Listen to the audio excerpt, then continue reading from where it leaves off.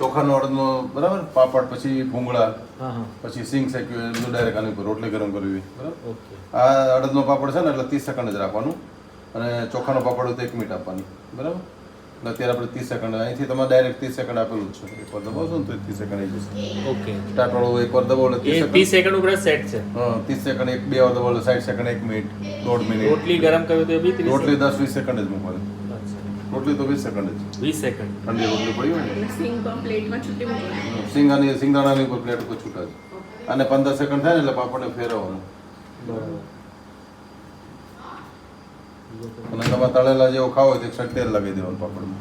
Okay fry જેવું છે.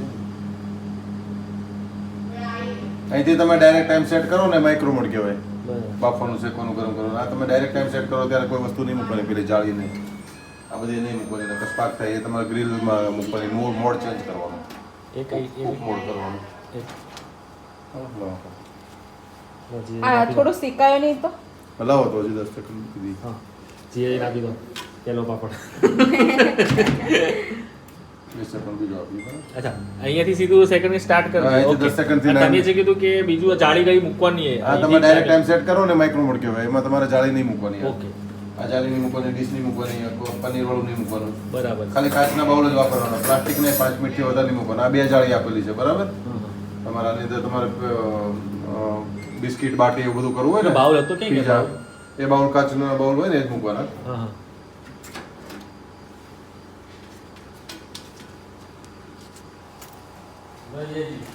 Biscuit ને બાટી ને એવું કરવું હોય ને તો ડીશ સાથે મૂકવાનું. એક ડીશ કાઢી નાખવાની, 2 જાળી છે ને, 1 જાળી કાઢી લેવાની. તૈયાર રોટલો હોય તો આની ઉપર ડાયરેક્ટ મૂકવાનો, અને ઘરે બનાવો હોય તો ગોળણા કરીને તો આમાં મૂકવાનો. અથવા બિસ્કિટ, બાટી, તંદૂરી નાન, ફ્રેન્ચ ફ્રાય જે બધું ફ્રાય કરવું હોય એની ઉપર મૂકવાનું બરાબર. આ પેલો તૈયાર પીઝા હોય તો આની ઉપર ડાયરેક્ટ જ મૂકી દેવાનું, તો ડીશ નહીં મૂકવાની. અને એ પ્રોગ્રામ આપણે તમે કે અહીંથી ગ્રીલ સેટ કરવાનો, ગ્રીલ કરવાનું, ડાયરેક્ટ નહીં ટાઈમ સેટ કરવાનો. કાચની પ્લેટ રાખવાની પછી. કાચની તો કાઢવાની જ નહીં ક્યારે.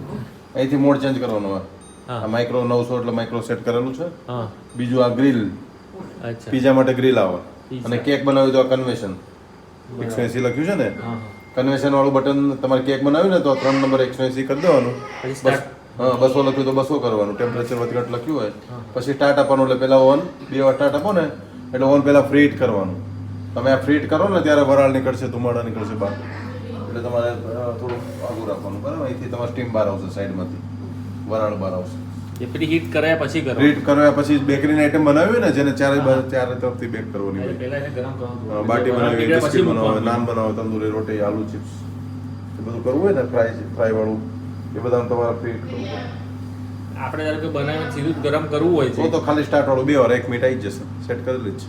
એ તો પેલું કાચના એ તો કાચના બાઉલમાં, પ્લાસ્ટિક. પણ આપણું ધારો કે આપણે લેવું હોય તો આપણે પેલું જે કાચનું બાઉલ આવે બોરોસિલ કંપનીના બાઉલ આવે ને એટલા વાપરવાના. માઇક્રો પ્રૂફ હોય ને, ઘરના એક નહીં મૂકવાના, નકર ફાટે છે. અચ્છા તો એ બોરોસિલ સીધું પેલા કાચ ઉપર મૂકી શકે સીધું કે કાચ ઉપર, સાના કાચ ઉપર સીધું. આને કોઈ નહીં, આ તો આપણે ધારો કે રાઈસ બને થોડા ગરમ કરવા તો એમાં કાઢી પછી હા એમાં કાઢીને જ કાચના બાઉલમાં જ મૂકવાના, અથવા પ્લાસ્ટિકમાં કરવા શું થાય. બરાબર અને જે બોરોસિલ બાઉલ આપ્યું છે ને હા, એ ક્યાં? આની અંદર છે. હા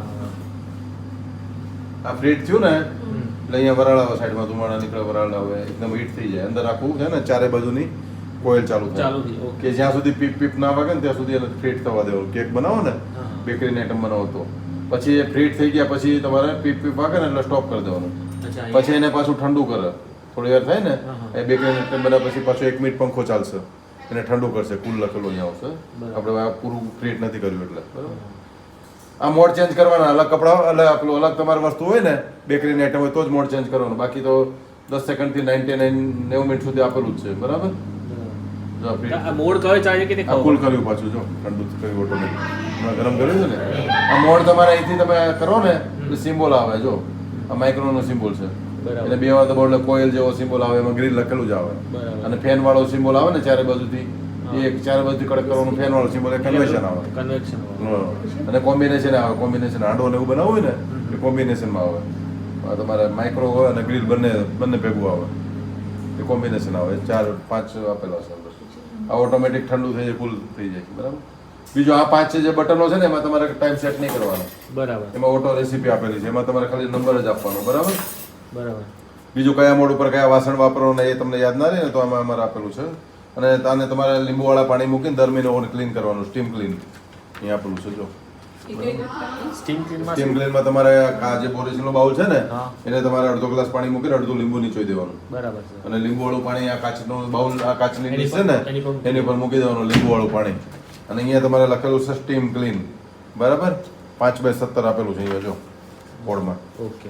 ઉપરનું બટન છે ચારકોલ વાળું બટન 5 વાર દબાવવાનું 1 2 3 4 ને 5 બરાબર 5x17 કોડ આપેલો છે 10 મિનિટનો ટાઈમ સેટ કરેલો છે 10 મિનિટમાં આ ફોન ક્લીન થઈ જાય દર મહિને કરવું પડે અથવા ઘી અચ્છા, આ બનાવવાનું 5x17 એટલે પેલા 5x17 ઓટોમેટિક કે પેલા ગોળ ના ફેરવી ગોળ ફેરવવાનું એમ પેટા માટે તો અંદર મેઇન નંબરો છે ને એના માટે આ દબાવવાનું 1 થી 5 બરાબર. પછી આ રાઉન્ડ કરો એટલે બીજા નંબર હા, એ અંદરના પેટા એટલે ઓટોમેટિક દબાવો તો આનો ટાઈમિંગ જેટલો ટાઈમિંગ ઓટોમેટિક બધાને સેટ કરેલો છે સેટ કરેલા છે. ઓકે. તમારે જે વસ્તુ બનાવી ને હા, હા. એનો નંબર આપેલો છે આમાંથી 401 આઈટમ છે પેલી popcorn કરવી હોય કે પોપકોર્ન તમારે microwave? ઢાંકણાવાળો બાઉલ લાવવો પડે 10 મિનિટ થાય એમાં.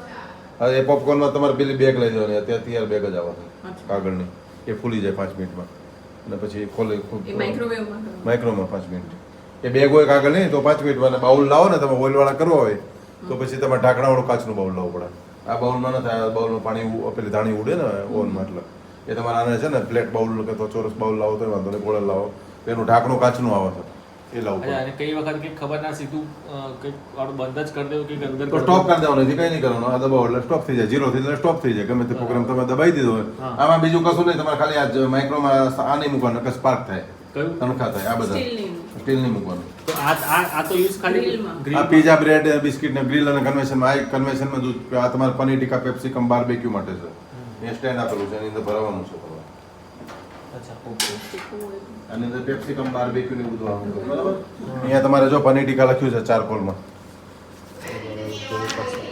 1/9 હશે જો